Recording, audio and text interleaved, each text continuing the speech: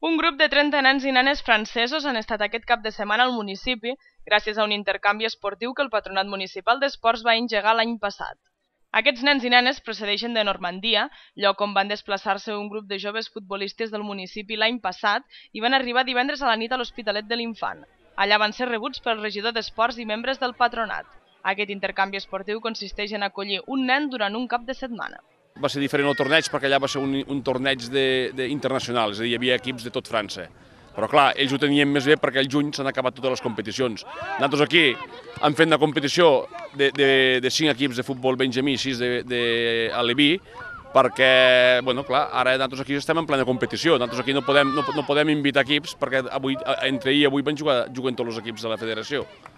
Jo, durant l'any, els nens que tinc, se van inscrivint a través del Messenger, se van escrivint amb els altres nens, i bueno, és a dir, que cada nen que ara venia cap aquí, ja el primer que va fer l'arribar a l'Hospitalet a veure el nen, anar a abraçar el nen que va estar a casa seva, no? Vull dir que sí, se creen uns vincles bastant forts, i bueno, ara al ser la segona, representa la segona trobada amb ells, el vincle suposa que encara se superarà, no?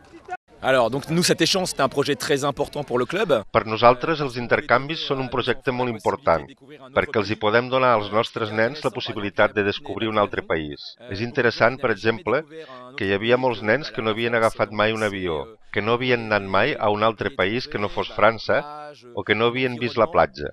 Tot en un entorn en què es parla una altra llengua. Conviure amb una altra gent per nosaltres és important i intentarem repetir aquests intercanvis amb el temps.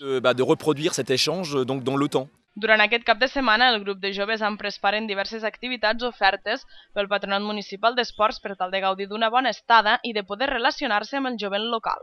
Així han participat en un torneig de futbol al Camp de l'Arenal i en un sopar de germanor al gimnàs d'Ifrensa, on van poder veure el partit Madrid-Barça a través d'una gran pantalla.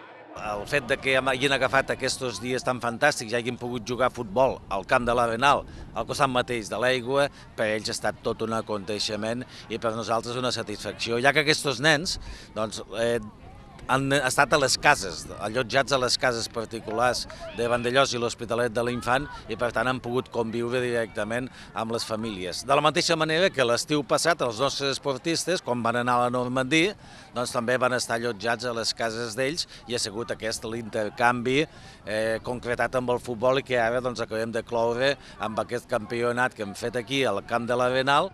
Abans de marxar, aquest dilluns 12 d'abril, els joves francesos han passat a fer una visita per les instal·lacions de la piscina coberta de l'Hospitalet de l'Infant.